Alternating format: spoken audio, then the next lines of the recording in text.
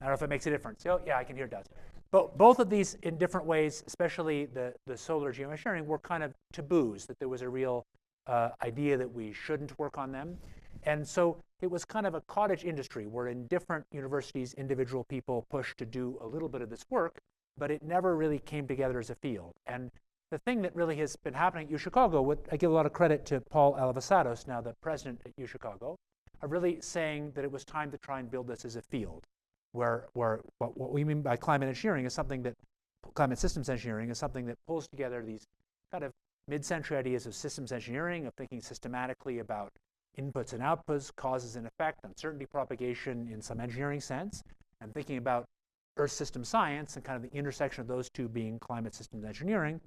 And so our program at UChicago has a kind of hunting license to hire something like 10 new faculty into this, not into a new department, they'll be into existing departments, but with the idea that with funding and new faculty and existing faculty, we're kind of really trying to knit this together to make it less of a kind of cottage industry and more of something that's a legitimate academic sub-discipline, if you like, where people really try and think analytically in both the science and environmental science and public policy of what the methods and consequences are of how we might intervene in the Earth system in some ways that would reduce environmental harms. That's kind of the larger context. I mean, one of my reasons for going around giving talks like this is just to say the obvious: we're recruiting.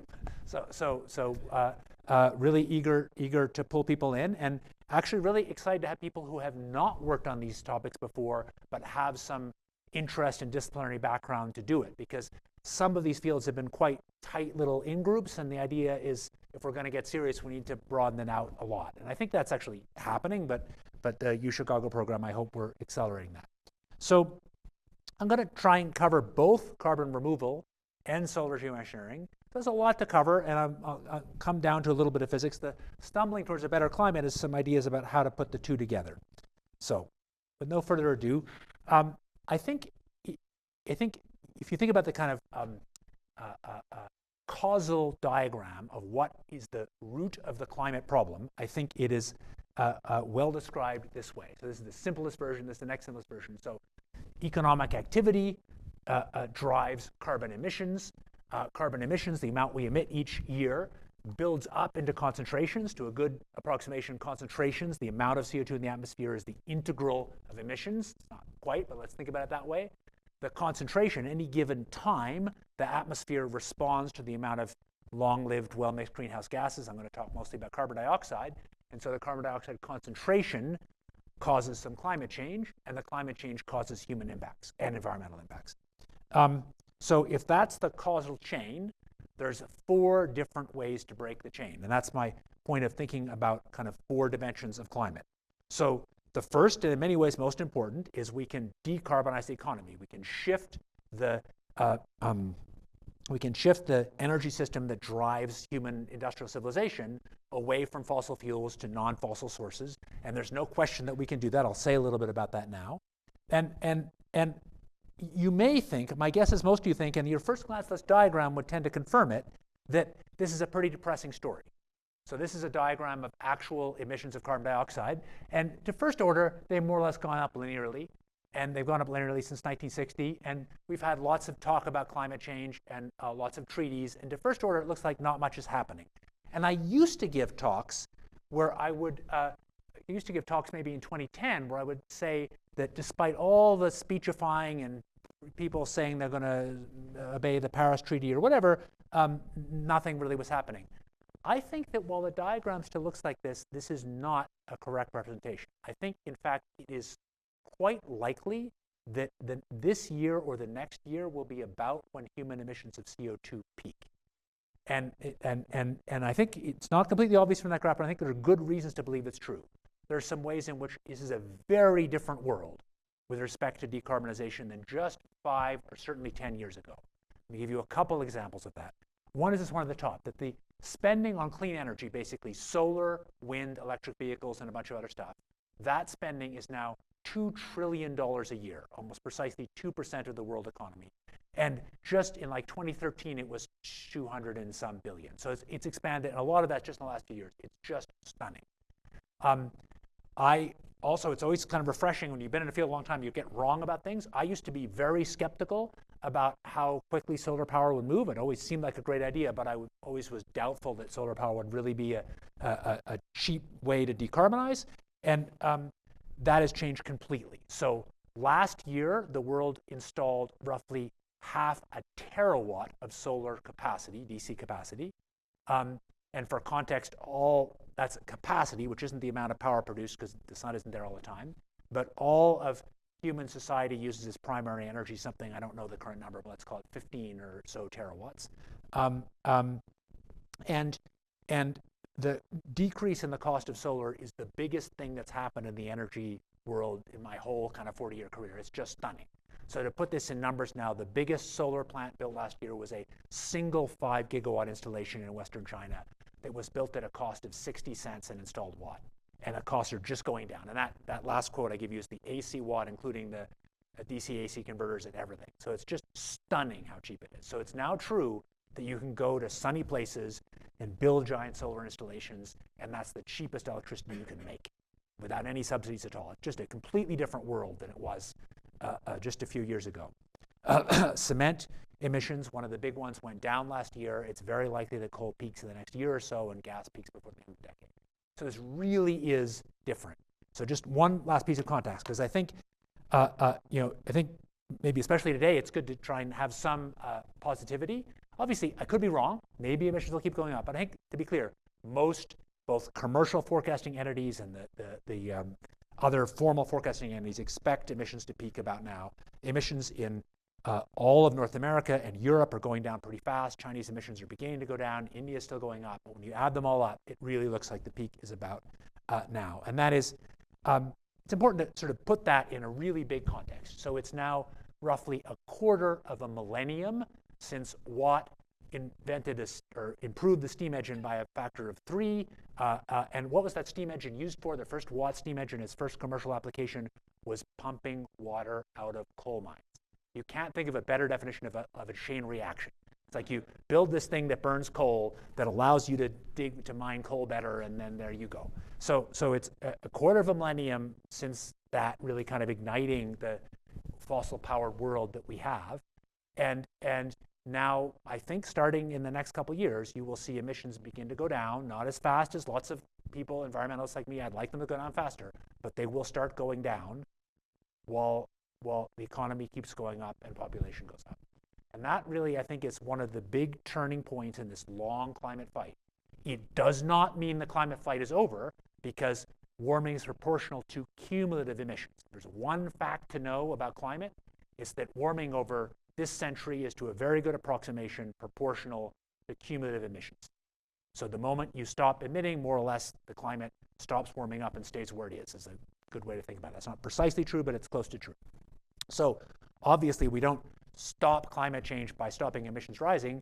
We don't stop climate change by bringing emissions, or we stop the climate warming by bringing emissions to zero, but we don't stop the climate problem by bringing emissions to zero, because even if we bring emissions to zero, it's still hot, and people will still be dying of heat, and glaciers will be melting, and so on. But I think this really is a turning point, and I think that connects to the rest of what I'm going to say in ways that matter.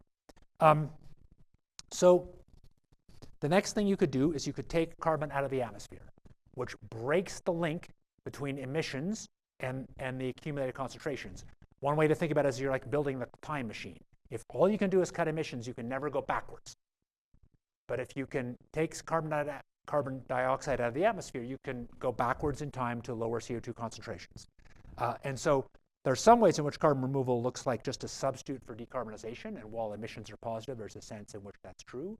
But carbon removal allows humans to do something you cannot do by emissions cuts. Then there's this thing that calls solar geoengineering, or sunlight reflections methods, or solar radiation modification, a bunch of names. But it's something that weakens the link between concentrations and climate change. It doesn't break the link, but it can substantially weaken the link between the amount of CO2 in the atmosphere and the amount of climate change you get. And then all these local adaptive measures. These are things from everywhere from building dikes to making more heat-resistant crops to air conditioning. These are measures that reduce the harms that people or natural environment feel for a given amount of climate change. They're all local. And so first order, maybe the most important thing I want you to take away is I think these four are all, if you're building a taxonomy, there's a whole, lots of different ways, oh, I spelled that wrong, lots of different ways underneath that each of these things have many different methods underneath them. But if you're aggregating into a high-level taxonomy, none of these really aggregate to each other. They're all deeply different technically, they're different politically, they act differently over time. And so I think at the high level, there really are four categories of things that humans can do to manage climate risk. Lots of politics to get there, lots of things underneath, but I think there's four categories. And I think my contention is we need to think in four dimensions about this problem. What doesn't mean we necessarily do them all or do them all at the same time, but it is a problem that's a four-dimensional problem in some sense. So that's all I want to say for introduction. Now I want to jump into talking about carbon removal. And I'm going to spend a long time talking through this slide. I'll say a little bit of background, but I think I want to try and paint you a picture of a very complicated space of ways that we can remove carbon and try and organize it. And we start with a kind of high-level organization. I think it's fair to say that there are only three ways that we can store carbon, if you like, if we're removing carbon. One way is stored as carbon dioxide, so you can take carbon dioxide out of the atmosphere in different ways. However you got it out of the atmosphere, you can take carbon dioxide out of the atmosphere and then shove it underground where it's still going to be chemically carbon dioxide and it's just going to be trapped underground. The thing you're storing is carbon dioxide. The other thing you can do is you can store carbon as reduced carbon. Plants are storing carbon as reduced carbon. Some, different carbon compounds depending on whether they're sugars or lignins or whatever. So that's why I wrote the formula that way. But those can be stored in standing biomass. So a tree is reduced carbon, or you could cut up the tree and bury it deep underground where it'll be isolated from the atmosphere for a long time. There's companies actually doing that now. And then you can store a thing as carbonate salts. So CO2, when it mixes in water, is a weak acid, carbonic acid. Acids and bases want to react to make salts. Once you've made a salt in the ocean or a stable salt, solid salt, that's permanently removed the carbon. So let me first talk about biomass and kind of move on. I think a fair thing to say is that all these things around biomass, or almost all of them, are inherently kind of small and inherently impermanent. So you know that, yes, of course, you can build up carbon in trees, but those trees can be cut down by some future land use decision, or they can burn in a climate that's warmer. And the lifetime in trees or in soils is not very long. It depends on which of those, but think of anywhere from years to decades to, for deep soils, century kind of timescales. One useful way to see how I think comparatively unimportant it is, because your natural thought is, I'm going to tell you about a bunch of technological ways to remove carbon. Your natural thought is, why not just use trees? And so I think an important thing to think about, I'll get you to try and think this in your mind first, is if you ask the total change in atmospheric carbon since the Industrial Revolution, since 1850, I'll show you this on the next slide, the total change in atmospheric carbon, what fraction of it was due to fossil fuels and cement compared to all the land use changes we made? All the cutting down eastern North America and regrowing it and cutting up soils and all that stuff? The answer is that a kind of a percent or two of the net was all the biomass change. Essentially, the entire story, if you look at this was the atmosphere in 1850, and this is the atmosphere now, plus the amount that went into the ocean, essentially all of the combined amount in the atmosphere and the ocean sink came from coal, oil, gas, and cement. And the net land use effects basically cancel out. So the net effect of all that land use is just not very big. And I think it's likely, that doesn't prove it wouldn't be big in the future, but I think it's not likely to be very big in the future. And it's important to get a kind of quantitative sense of that. To be clear, there's lots of places where we put CO2 in the atmosphere. So England started being fossil fuel dominated energy system about 1800. The US didn't become fossil fuel dominated until about 1900, just the beginning of the 20th century. So we were using a huge amount of trees. In eastern North America, we cut down basically almost all of the trees. They've regrown. But in regrowing, they've taken the CO2 back out of the atmosphere that they put in when they grew, to a good approximation. So trees are less important in this than I think many people's intuition says. So let me go back through this diagram a little bit. So if you want to capture carbon dioxide, there's two basic pathways. You can take trees, biomass, and burn them to make CO2. You get energy out. So in principle, you could make a power plant that made, say, electricity or hydrogen. Both of these things exist in the real world today, and made a stream of pure CO2, and then you could inject that CO2 underground. And in that case, what you're doing is taking CO2 in the net from the atmosphere to deep underground. You're undoing the thing that fossil fuels have done. So if fossil fuels and causing climate change have done it by moving fossil carbon from the geosphere, from deep underground to the atmosphere. And maybe quick sense of scale. So right now we put in CO2 units almost 40 million tons a year of CO2, of fossil carbon that's been burned to go to CO2 in the atmosphere. And that's a flux from the geosphere, if you like, from underground to the atmosphere, where then equilibrates with the ocean and the surface biosphere. And you should think to yourself, what is a comparable natural flux? There is a natural flux.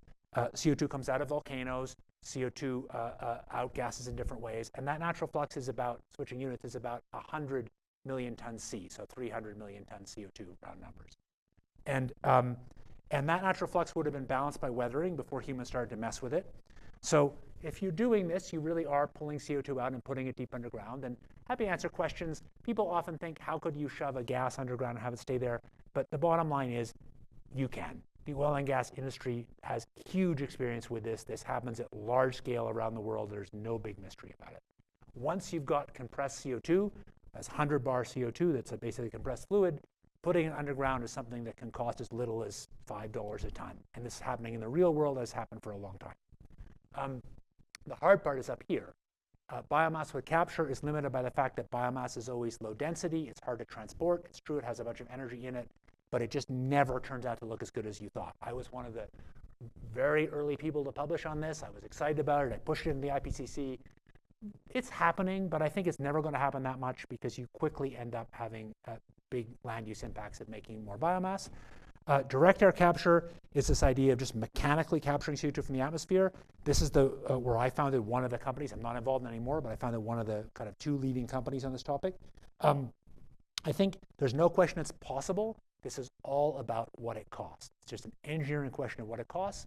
And I think some of you may know, the American Physical Society actually just, again, came out with a report on this topic, I think just this week or last week. It's a thing that people care about a lot. Direct air capture is often, people will now sometimes use direct air capture as a way to talk about all of this, which I think is a mistake. It sort of was the thing that got the most press attention. So even though I worked on it a lot and even formed a company, made money out of it, I don't think it's necessarily the most important thing. I'm personally spending a lot of time on this stuff now. They're both important. I would say just two things about direct air capture. Happy to answer questions. One thing is there's lots of critiques that say it doesn't make sense because it uses a lot of energy. And I think that depends on what a lot means, and it depends on whether you're thinking about doing it now or in the future. I think if you're thinking about building large-scale direct air capture plants that use the US grid, that's a bad idea. But if you're doing that just to figure out how they work and debug it and learn more about how to do it cheaply, I think if you're going to do this at scale, you're going to build it co-located with cheap solar power. And cheap solar power, where it's sunny, is getting ridiculously cheap. So I don't think of this as really, we're not limited by energy. We're limited by the capital cost of building the solar farms and the land use and environmental impacts of building them. So that's the way I think about it. The second thing I'd say is nobody knows what this is going to cost. So I have probably as much inside information as anybody because up till a year ago, I knew what was going on inside one of the biggest companies, and I'm pretty friendly with people in one of the other ones. I can't tell you everything I know, but I can say that there's all sorts of papers with confident assertions about what it costs. And the reality is, even after, in my company, we spent $150 million or so working on these technologies, we still don't know what they will really cost at large scale 10 years from now, which is the thing that really matters for policy. I would say round numbers, it's very hard to get costs under $100 a ton. Getting to 200 feels really doable. Current costs are quite a bit above $200 a ton for the first plants. And those numbers probably don't mean much to you, but just to put this in context, I said there were 40 billion tons a year of emissions. So just thinking about costs, if it's $100 a ton, and you were going to do it all at $100 a ton, which we're not, but if you were, that would be $4 trillion, and $4 trillion would be 4% of the economy. So at $100 a ton carbon price or cost of cutting emissions, you're talking 4% of the economy. So let me talk about this, which is personally where I'm spending a lot of time now, and I think is kind of important. So there are so this is, first of all, let's say this is thermodynamically favored. So CO2 is a weak acid, and it wants to react with bases to make stable salts. And physically accessing and mining the bases is very cheap. There are places, one of them is Oman, where there are chunks of old crustal material that are uplifted that are literally come in kind of their good chunk of half a kilometer depth, and they're huge chunks. So it is really cheap, of order dollars a ton CO2 equivalent, to mine this olivine. This is a magnesium silicate that thermodynamically wants to react with CO2 and make a stable salt. So accessing the material is not a problem. There's essentially infinite quantities of it. The hard rock mining is not the driving cost. You can get it out. The obvious answer is you get it out, you grind it up, and you put it in the ocean. And then it will react and remove CO2 from the atmosphere. The problem is kinetics. Indeed, the whole problem with everything I'm going to talk about here is kinetics. So if you take olivine and grind it even to 100 microns or a little below, where grinding costs really start to go exponentially high, and you go sprinkle that on the ocean, the kinetics are so darn slow that that little particle sinks the bottom of the ocean before it reacts. So thermodynamically it wants to react, but it just doesn't. What I will say is that when you, well, that's in a second. So how do you make that reaction happen? One answer is you want to have a way that you can hold this material in a way that is in communication with the atmosphere and has some water to speed up the reaction and isn't sinking. And as I said, you can sprinkle it in the ocean, it sinks to the bottom. It will, in the bottom, it'll just be a pile in the deep abyssal plane of the ocean. It wouldn't, in any meaningful timescale, react any useful way. So how can you get around that? Well, what you want is a surface that's porous, that gets wet occasionally, that has a big surface area where you can sprinkle this stuff on. Well, that's kind of what soil is. And so this idea that actually has lots of traction and lots of companies doing it now, called enhanced rock weathering, is doing that. The idea of enhanced rock weathering is you grind up some basic mineral and put it on agricultural soils. And there's a whole lot of excitement and a whole bunch of companies working in the space now. There will be more than 1 million tons of removals claimed this year, and this is happening in lots of places, India, pretty globally. And one of the heads of one of these companies gave me a sense of how ridiculously easy it is to start a company, because you basically go to a granite mine where they got some waste granite, you buy a ball mill, which is pretty cheap, to make that granite a little finer. Farmers already have the equipment to sprinkle material on soils. You make that deal, and then you get paid by some carbon offset company, and bingo, you're in business. That all sounds good. The underlying thermodynamics do make sense. There's a basic part of this that is correct. There's a core idea there, which is certainly a real and good idea. There are a whole lot of problems. I'd say, as an outsider, I'm just going around talking to a lot of experts in this, and I think I personally have very wide error bars about how meaningful enhanced rock weathering will be. Maybe it's easiest, first of all, to talk about the environmental problems. So I mentioned olivine, and that's one of the most reactive of these base silicates.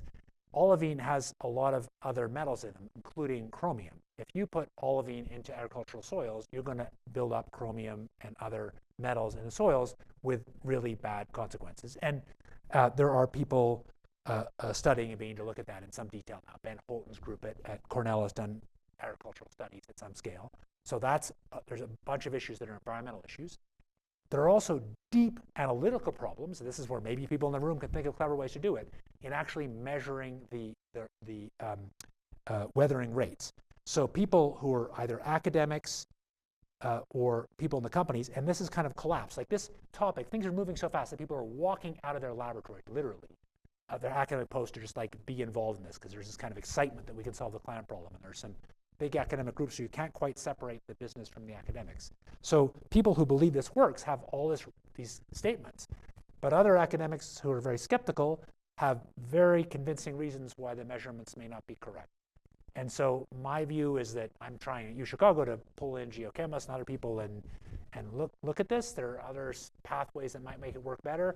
But I would say right now, I could see enhanced rock weathering being anywhere between a minor niche that happens in some places to quite a large-scale thing, and I just don't know what's going to happen. How much there will be environmental problems, how scalable it is. There's certainly a good idea there, and a sense that it uses agricultural soils in a way that's kind of consistent with practice in some sensible ways, and geochemically it makes sense. Maybe I haven't yet said, the goal here, I ran a meeting last year that we called the Cats to the Ocean meeting, because the goal of this thing or this thing is ultimately to move cations, magnesium or calcium doubly charged ions, to the ocean where they will balance the CO2 acid and then permanently remove the CO2 from the atmosphere because charges have to balance. So that's the goal, in a sense, is to have the dissolved bicarbonate, which really means having the magnesium or calcium ions be running off. That's the goal, and it's the same, or sorry, that's the goal here, and now I'm going to talk about this. So what I've told you is I could start with these materials and grind them up and put them in the ocean. It doesn't work. I could start with these materials and put them on the soil, and it probably works, but there's a whole bunch of problems. I could grind these materials up and just have them mineralize in situ and make a solid carbonate. That can work in some mine tailings places. It's not a non-issue, but I don't think it's going to be huge. But there's a bunch of people in the mining industry thinking seriously. And there's some places where there are big mine tailings that are actually that are strong bases that, again, thermodynamically want to react with CO2. And there might be billions of tons of CO2 you will remove in those things and environmentally remediate at the same time, because you're actually making a more stable, less toxic thing. The thing that I'm most interested in, and I'll say a few more minutes, and I'm going to wrap this section up, is in the question of how you could really do large-scale addition of alkalinity to the ocean. Because I think, and I don't trust myself, but if you ask ocean geochemical experts, I think there's an agreement that if you add alkalinity evenly to the ocean surface, you remove carbon with very little chance of any significant environmental harm. And it's permanent removal, and it could be very large. The question is how to do it. And as I said, you can't just add these silicates, but you can take the silicates and make oxide. So you can take calcium carbonate or dolomite, which is, we'll get there in the next page, and make an oxide, calcium oxide, and dissolve that in the ocean, and that will remove carbon. So now I'm going to talk just about that one for a bit and then move on to solar geoengineering. So like lots of these ideas, this is old. The first big paper from this was Haroon Keshki's paper in 1995, and the core idea is certainly sensible. You take limestone, or I'm now thinking more about dolomite, you calcine it, and humans know how to do that at scale. Have done it for thousands of years. That's how you make cement and lime and so on. You calcine it, you should capture the CO2. You actually don't have to, as it turns amazingly out. You then move it to the ocean by a bulk carrier and then distribute it. I'd say we know for sure that mining is easy and cheap and bulk distribution is easy and cheap. There really isn't much serious engineering work on how to do this at scale. And one of the fun things I've been doing recently is I bought philanthropic money and energy and young people. And this company I founded has, now that it's sold, there's some of the early employees who know lots about calcination. We spent like $100 million on calcination and had lots of problems, are now like want to do something fun that's not a company and it's a small group again. And so some of them are helping me think about how to do this at scale. This distribution problem we know nothing about. So what I know is if I take a bulk carrier, this is like a giant bulk container ship, I can move a bulk carrier full of materials at like dollars a ton to the North Pacific. But if I just dump it there, it just sinks to the bottom and creates environmental havoc. I have to spread it evenly. Basically, the oceanographers and ocean biogeochemists are going to tell us, and there are experiments happening, what's the maximum amount that you can add this as a flux, like moles per square kilometer per day. I don't know that number yet, and I'm not the right expert. There are other people working on that. But whatever that number is, there's an engineering question of how you would spread this fine material out from a ship, and hardly anybody's thought about this. And we're going to do some brainstorming and thinking, and maybe there's no way to do it cheaply. I have no idea. I think there's going to be pretty cheap ways to do this. I'm pretty optimistic that the cost of going all the way to here will end up being significantly under $100 a ton. I'm quite optimistic about that, but I might be wrong. Just a little bit more about this. You might say, what happened? Why am I not worried about adding CO2 to the ocean when I know the ocean surface is becoming acidic from CO2? This is a mixing problem. The total amount of inorganic carbon in the ocean is of order 100 gigatons of CO2 equivalent, 140. And so this is the cumulative emissions of all time by humans. So that's only like a 2% amount. So the point is, if I took all of humans' cumulative emissions and mixed them in the ocean, I only need to increase the amount of carbon by something like 2%. And this is really about increasing some of the cations that balance the bicarbonate ion. That's the core of what you want to do. And it turns out you don't, especially if you're adding magnesium, you don't need to change the magnesium concentration very much at all to do this. There's some particular reasons why magnesium is the right choice. And I think I'm going to skip over. I had 2 slides about distribution, but I'm not going to go into them in detail. Oh yeah, there's one little trick I mentioned. You may have noticed I said one interesting trick. I mentioned that you don't actually have to do CO2 capture for making lime. That should surprise you. So limestone is calcium carbonate. When I calcine it, I get calcium oxide plus CO2. The CO2 goes in the atmosphere. That's why cement is a big source of emissions. If I just took this calcium oxide and put it out in the atmosphere, it will capture the CO2 back, 1 for 1. I will have just gone in a circle and accomplished nothing. If I put that calcium in the ocean, I actually end up getting roughly 2 moles of CO2 for every mole of calcium. That's because in the ocean, at the pH the ocean is, it's mostly bicarbonate, HCO3 minus 1, not CO3 minus 2.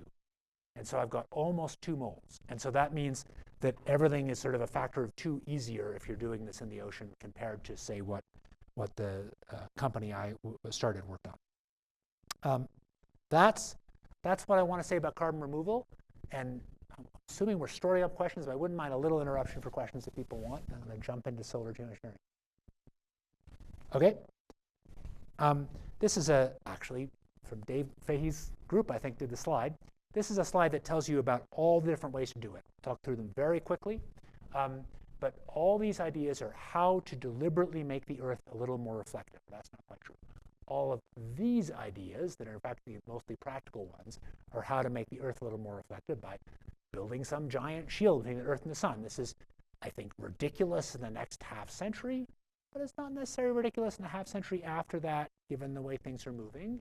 And there are people studying it for real. There's putting aerosols in the upper atmosphere. There's making clouds brighter. There's making the surface brighter. There's also ideas for making infrared get out easier. But I think when you boil this down, only one of those ideas can we, with high confidence, do now. That doesn't necessarily say the results we know with confidence, but we can, with high confidence, do now and know that we could make what the climate science world calls radiative forcing. We measure how much we're pushing the Earth's climate by the radiative forcing in kind of watts per square meter, where doubling CO2 is of order of 4 watts per square meter. So the only one of those we're really confident that with today's technology we could make that radiative forcing is putting sulfuric acid in the stratosphere, little droplets. And that's really what I'm going to focus the rest of the talk on. I won't actually talk my way through this very much, but this is a statement that that's true. But I want to say a little bit about why on Earth it's sulfur that we're talking about and what I mean by aerosol. So I'm talking about aerosols that are about half a micron in size. This is the me-scattering regime, and it's everything about how well these scattered are very size dependent. And it actually turns out that that's hard to predict, and so there's a bunch of really interesting scientific uncertainties about how the aerosol size distribution would evolve. So if you put sulfur in the stratosphere, we actually know a fair amount about, our models are pretty good at following the total mass of sulfur and even pretty good at the chemistry, but they're really not very good at knowing the aerosol size distribution, and that's crucial for figuring out how much light scatters. So if an aerosol is a lot smaller than half a micron, it'll be inefficient as a me-scatter. If it's a lot bigger, it'll be both inefficient and it'll fall fast. So for both those reasons, it will not be efficient at scattering. But what we're talking about, just to give you a sense, is that putting these kind of half micron scale aerosols in the stratosphere, where they would reflect, think about 0.5% or something of sunlight, and the amount of sulfur you need to do that, depending on how efficient you did it, is of order a few million tons of sulfur in the stratosphere. And you might think, why sulfur? Why in the stratosphere? Partly that's because what it's one of the few ways that we know nature makes stable aerosols in the stratosphere. The obvious thing would be a water vapor droplet in the stratosphere. The stratosphere is extraordinarily dry, so a water vapor droplet would kind of evaporate essentially instantly.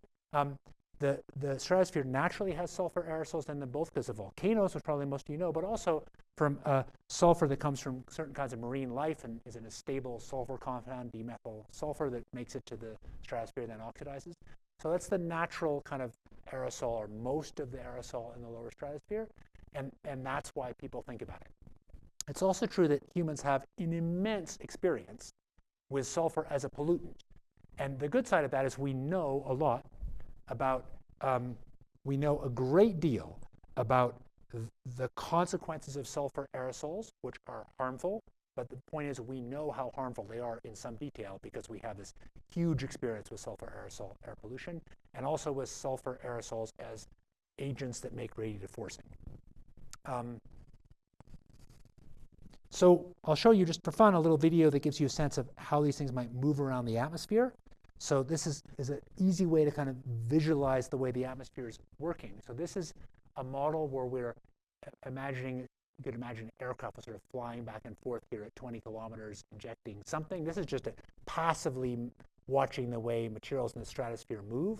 But the thing I want you to get out of this is simulating a month of time where they're going to be releasing the particles, and then 2 more months where they're not. And what you can see is the way things are moving one way in the tropics, another way in the extratropics. You can see the polar jet up here. And what you'll see is over the kind of even 2-month period, if you were to inject in this way, you get surprisingly even coverage over the whole world.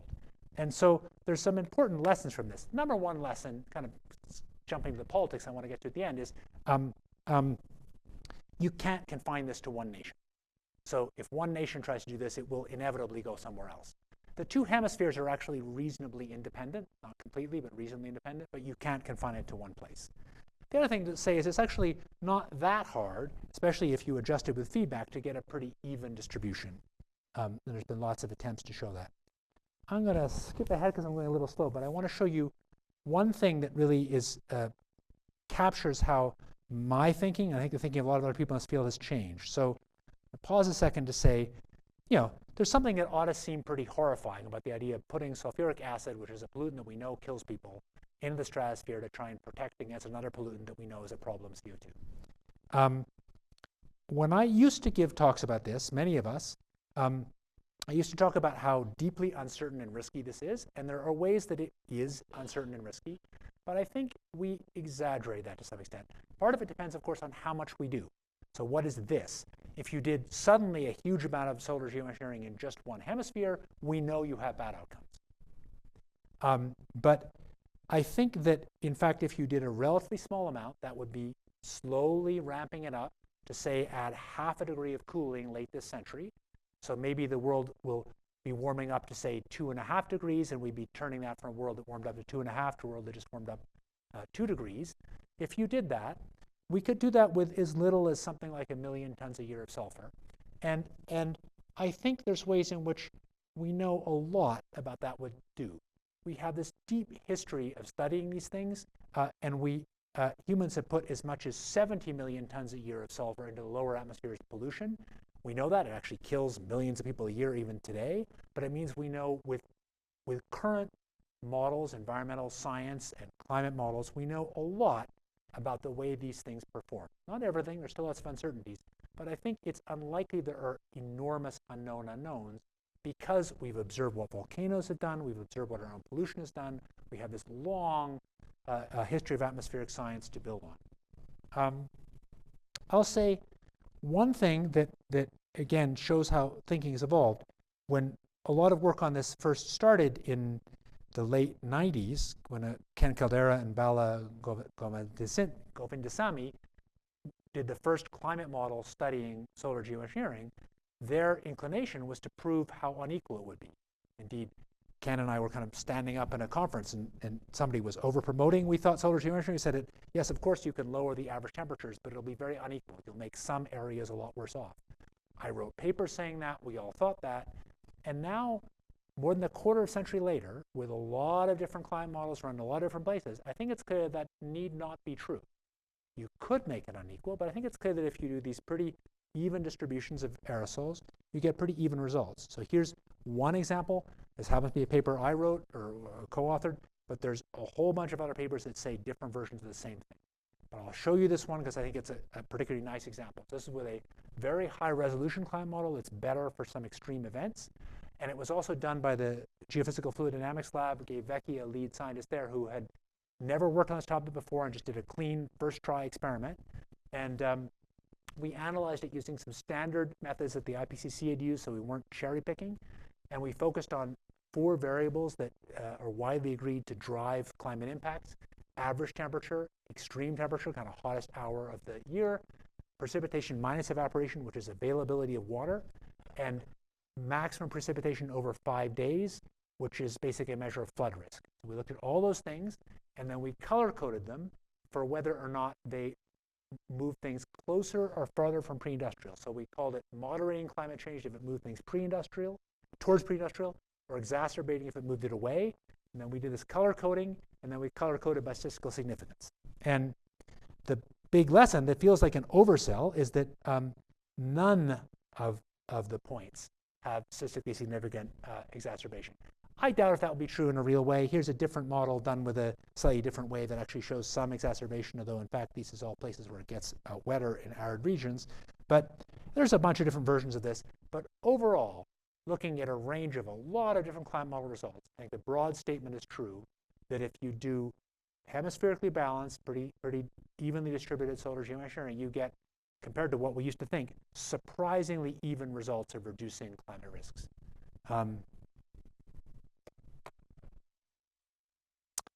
Okay, I'm going to skip ahead here.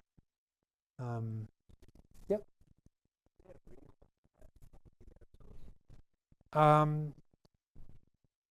Yes. So sulfur has a particular problem that there's a near-infrared absorption band. So it absorbs some of the incoming solar light in the near-infrared, and that heats the lower stratosphere. So for large quantities of sulfur, that stratospheric heating can be significant and change the stratospheric dynamics, and a bunch of us think and worry about that. So that is an issue. For the relatively small doses that I'm talking about, I think it's not obvious it's that much of a problem. It's also a head scratcher because the stratosphere, as global warming happens, the stratosphere is actually getting colder because the CO2 makes it more radiatively coupled. So the lower atmosphere is warming, the stratosphere is cooling, so this is reversing it. So it's a little hard to think through what do you think of its impact. Yep. Aerosols last in the stratosphere for, think of 2 years. It varies depending on where, but that's the kind of number. Think of 2 years. Correct. You have to, but to me that's a benefit, not a harm, because it means you can ramp it up. So I think you don't agree. Tell me why.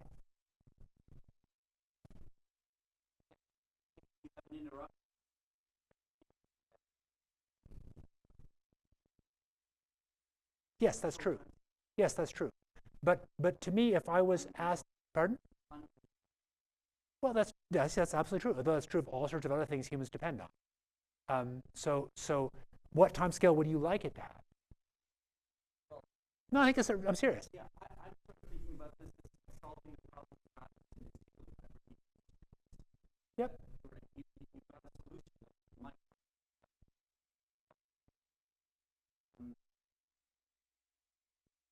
I think that's a natural reaction. So first of all, a way that's fundamentally different from that is that sulfur doesn't reproduce.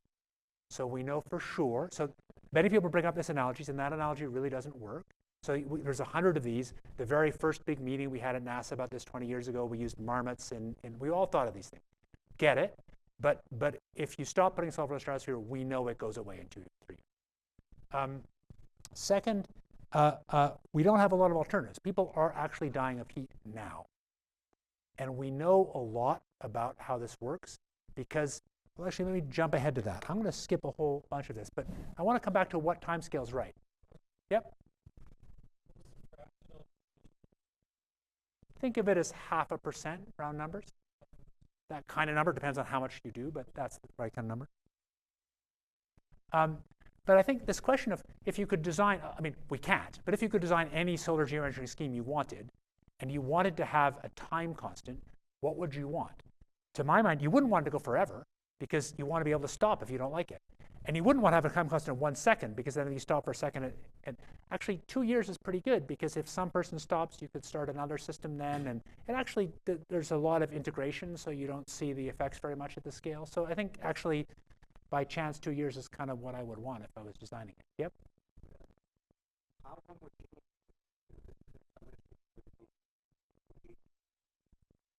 Yep.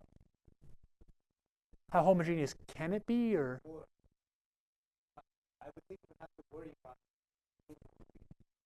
Yes, but as you saw from that, I mean, that wasn't with any feedback. It gets pretty homogeneous pretty easily, and we can show that you only have a few different independent variables in the distribution, and that feedback is pretty easy to achieve. And I think we've shown that in lots of different ways using different climate models and different feedback methods. But I think what I'm getting, which I'm going to skip, I'll skip through a bit and just tell you the answer, which is in this piece. So this is looking at 2 particular risk pathways. So the point is, any of this has a bunch of harms and has a bunch of benefits. And for any piece of public policy like this, you want to think about the ratio of risk to benefits.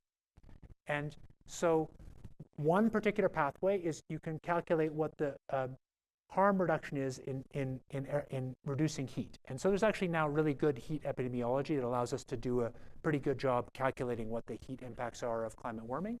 And so in this particular scenario, with actually a very conservative version of that, we'd reduce mortality by about 500,000 a year, round numbers. And you can also look at what the air pollution direct mortality is and the consequence of the ozone mortality, and that's the numbers. And then you get this range that's sort of between 10 to 100 to 1. So to be clear, we know for sure if you do this, there will be harmful consequences, which is in fact true of lots of public policy. But they're harmful consequences that we have an immense scientific basis to assess, sadly, because of this huge experience with sulfur aerosol air pollution and with sulfur in the stratosphere. So let me go even a little further and get at one of the core things. So I think kind of my guess is that the gentleman just asked the question, other people will have the same question, is like, why should I trust any of this? Essentially, I'm giving you a climate model, and I'm saying, our climate model says we could do this thing and it would reduce risks. And the obvious question is, how the heck would you ever believe that? Why would you ever take the chance to do it? And so I want to give you some answers to that, because I think that's actually an answerable question. So this is just a guess. My guess is a lot of you share this, but if I'm guessing about whether I trust some research, I trust it more if it's going on for a long time, if there's a lot of papers published, if it's from an intellectually diverse group of people, and if there's not a commercial interest. Those are things to me that kind of drive how much I trust research. So if there's some I forget how I did these slides. If there's some, oh yeah, that's right, I forgot. I did this for another place, Eric. This wasn't to suck up to you. I did these slides for BEV originally, but I put your thing on. I guess after I saw you last time. So the point is, if I have some new, some new thing that's published in Nature, a pretty fancy journal that's about how I'm going to like make things live longer. There's a bunch of commercial interest. It's one small group. It hasn't been reproduced. That's a pretty cool thing. It's exciting, but I'm not going to go like feed this chemical to my kids to make them live longer. And I think there's some reasons a priori to think that SRM might be unreliable. Let me get those out on the table first. So most of the publications that say solar geoengineering, or whatever you want to call it, have come out in the last decade or so. Although there are publications going back to the 1960s, but most are in the last decade. Much has been done by a small clique of researchers, of which I'm one. And there isn't very much. So those are all reasons to think that you shouldn't trust this very much.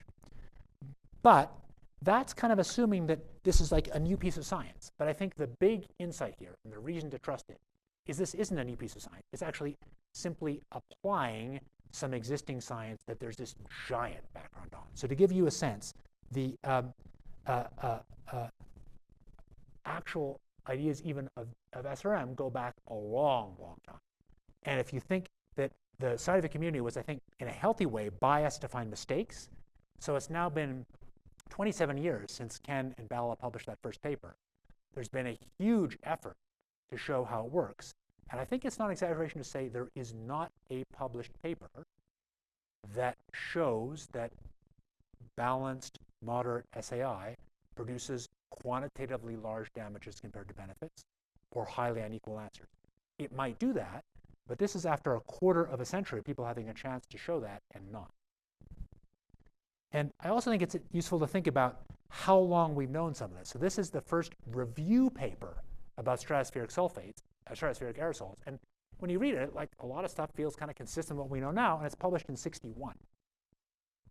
So our history of knowing this, it's not that we know everything, but this is not some obscure thing we just discovered. Understanding about aerosols, both in the upper atmosphere and lower atmosphere, is deep.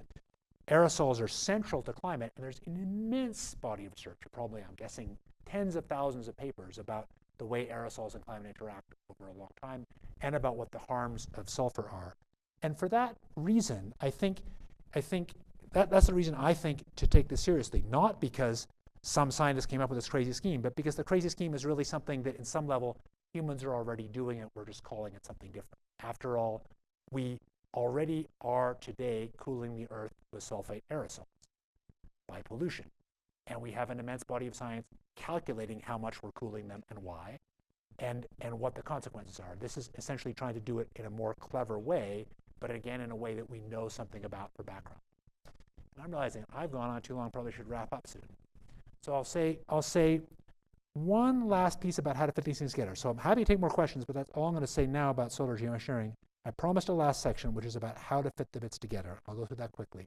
Skip this, go here. So this is the very first version from a guy called John Shepard from a Royal Society report I was part of, the first kind of major scientific society, the UK Royal Society, to report on geoengineering in 2008 or something. So this is a napkin diagram, as it came to be called, showing how it might fit together, showing if this is business as usual, and then you cut emissions, and then you do some carbon removal, and you assess them. So that's just giving credit to John for the original version of this, and then I'll show you a more fancy version, or different version. So I told you that that warming is proportional to cumulative emissions. Climate risks go faster than warming, but just very simply, if you just keep, deliberately I have no units here, but if you just keep doing fossil fuels forever, climate risks grow without bounds. If you stop, if you cut emissions to zero, climate risks basically go flat. They don't go down, but they go flat. If you pull CO2 out of the atmosphere, in principle, you can make the climate risks go down. And I think the most obvious way that many of us think about using solar geoengineering is kind of like this, to shave the top of that risk curve off at some level. So this is just a drawing, has no numbers on it. You can do this with numbers using what is called an integrated assessment model. So these are models that attempt to kind of balance future benefits and costs. I believe them only insofar as they tell something about connections. So me and some colleagues did this with the DICE model, the model that Nordhaus won the Nobel Prize for. DICE is like 20 equations. It's a joke. It has like, the whole climate model is like 2 equations for ocean depth. It's like 4 equations for the whole climate model. It's very simple. But I kind of like that. That's why DICE is such a touchstone of this stuff, because you just can modify a few things and it's transparent and easy to see. So we did a version of DICE where we put in solar geoengineering and carbon removal, which it doesn't normally have. We did a lot of comparisons. And we can adjust how bad solar geoengineering is. I won't go into how we did that, but we basically have a badness parameter that actually is beautiful. It's a dimensionless angle. So when solar geoengineering and climate change are just doing different vectors in the climate space, then at 90 degrees, and if it was 0 degrees, they're exactly opposing each other, and it's perfect. So you can adjust that angle, and you get different answers. If you set the angle 0, basically this model says, oh, we'll just do solar geoengineering. We won't bother to cut emissions. You can get different numbers. Nobody knows what the right number is, but the residual point of this is in all these, carbon removal tends to start later than solar geo. And that's the thing I want to abstract and talk about. So that's where I'm going to end. I think in this scenario, you start emissions cuts, which we've kind of done. There's going to be some day where there's peak emissions, and this natural thinking is you're sort of starting and stopping solar geoengineering like that. And the point is you're starting large-scale carbon removal after that. So there's lots of, I want to say a little more about carbon removal, and then last slide. lots of hype about carbon removal, lots of news stories. Lots of people think there's too much attention to carbon removal. I think that's kind of both true and not true at the same time. So carbon removal is inherently expensive and has environmental impacts. And my view, and you should maybe take this especially carefully because I've made money out of it, is we shouldn't do any substantial amount of carbon removal until emissions are cut down to maybe half or a third of their current value. We should do something to learn how it works and what the environmental impacts are, but we shouldn't actually try and implement it at scale, in my view. And that's consistent with what these models show. And so it's actually consistent with what's happening. Despite all the hype, the total flow of money into carbon removal now is maybe a few billion a year, which is tiny compared to the 2,000 billion flowing into clean energy. So it actually is kind of, and if you ask me what should say, I'd say maybe 1%, like so 10, 20 billion. So the answer is we're actually not putting much money into carbon removal. My view is carbon removal makes the most sense once we mostly dealt with CO2 emissions. And then you deal with the last very hard to mitigate CO2 emissions and begin to reduce concentrations with carbon removal. But solar geoengineering, if we're ever going to start it, I think it makes sense to start it earlier. So my point, I guess, is that if you ask people's preference order, you just ask, my guess is if I did a poll in this room, most people would say, number one, I like emissions cuts, then maybe carbon removal, and then I really hate solar geoengineering. That's going to be kind of standard answer most people give. And I'm not going to argue with your preferences, but I will say that if you're thinking about the dynamics of the problem in 4 dimensions and about the way you think about the relative risks, I think the time order, it makes more sense to do it like this. That is, it makes more sense to start solar geoengineering earlier. But remember, start can start very small. You start small, you observe, and then you scale up or down. If this was an all or nothing button, which is more like the case of, you know, adding mongoose to Hawaii or whatever, where you release them or you don't, I would never vote to do it. But it isn't an all or nothing button. You'd start by doing it at a level that is maybe 100th of what the Pinatubo volcano put in 1992 into a system we understand already reasonably well. You'd observe it, and then you'd scale from there. That's the way I think about the problem. So that's it, except for one thing that I agreed not to talk about was so fun. I'm going to talk about a colleague's paper for 1 second. So a bunch of you are physics people, and you probably thought this was a pretty general engineering-y, no physics talk. This is not my paper, but I want to recommend it to anybody who likes physics and cares about climate. My friend and colleagues here, Jake Seeley and Rob Wordsworth, wrote a brilliant paper that shows how the Fermi resonance between the two vibrations, this vibration and the other vibration, or within a factor of 2 each, have a 2x frequency.